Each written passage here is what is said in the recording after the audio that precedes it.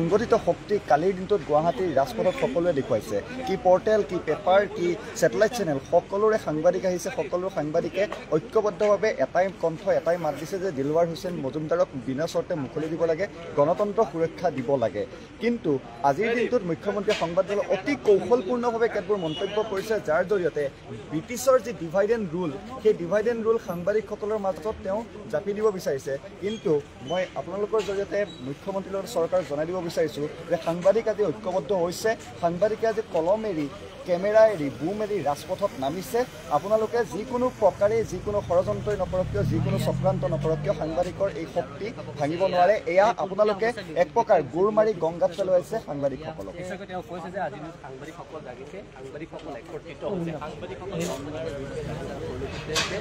আমি পৰিৱেশ তিনিটা মই দৰ্শকসকলক দেখুৱাইছোঁ এনেদৰে বৰ্তমান সময়ত দুৰ্ভাগ্যজনক মুখ্যমন্ত্ৰীগৰাকীক ব্যক্তিগতভাৱে কোনোবাই সমৰ্থন কৰিব পাৰে বা বেয়াও পাব পাৰে ভালো ক'ব পাৰে কিন্তু সমগ্ৰ সাংবাদিকসকলক এতিয়া এটা নতুন প্ৰজন্মই আমি কি বিচাৰোঁ যে তাৎক্ষণিকভাৱে আমি খবৰ দিব বিচাৰোঁ ৱেব পৰ্টেলটো আমাৰ কাৰণে অতি গুৰুত্বপূৰ্ণ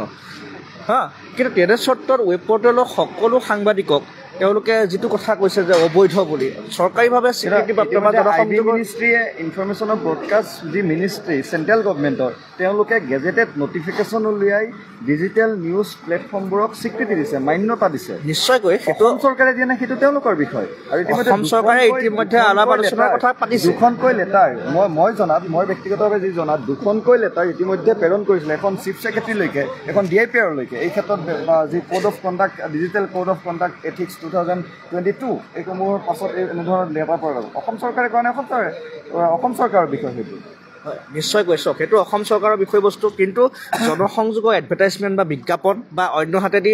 চৰকাৰী সাংবাদিক বা বেচৰকাৰী সাংবাদিক বুলি কথা নাই সাংবাদিক সদায় সাংবাদিকেই কোনোবা এটা প্ৰতিষ্ঠান যদি জনসংযোগৰ আওতাত থাকে তেতিয়াহ'লে সেই প্ৰতিষ্ঠানসমূহক যেনেধৰণে তেওঁলোকে মৰমৰ চকুৰে চাইছে সাংবাদিকৰ কাৰণে বিভিন্ন আঁচনি তেওঁলোকে লৈছে এইখিনিক আমি সমৰ্থন জনাইছোঁ যিহেতু ৱেব পৰ্টেলসমূহক বৰ্তমান চৰকাৰৰ যি জনসংযোগৰ এড বা চৰকাৰৰ যি স্কিম বা ব্যৱস্থা সেই ব্যৱস্থালৈ নিয়াৰ এটা তেওঁলোকে প্ৰচেষ্টা বৰ্তমান হাতত ৰাখিছে এইখিনি গুৰুত্বপূৰ্ণ এইখিনিৰ বাবে তেওঁ কৈছে যে গুৱাহাটী প্ৰেছ ক্লাবে আগভাগ ল'ব লাগে সাংবাদিক সংগঠনে আগভাগ ল'ব লাগে তেওঁলোকে বহিম বুলি কৈছে এইখিনি আদৰণীয় প্ৰশংসনীয় কিন্তু তাৰ মাজতে দিলৱাৰ হুছেইন মজুমদাৰে এটা সময়ত মুখ্যমন্ত্ৰী হিমন্ত বিশ্ব শৰ্মাৰ মন্তব্য লৈছে মুখ্যমন্ত্ৰীৰ লগত ইণ্টাৰভিউ লৈছে তাৰপিছত যিগৰাকী মুখ্যমন্ত্ৰীয়ে দিলৱাৰ হুছেইন মজুমদাৰৰ দৰে সাংবাদিক বা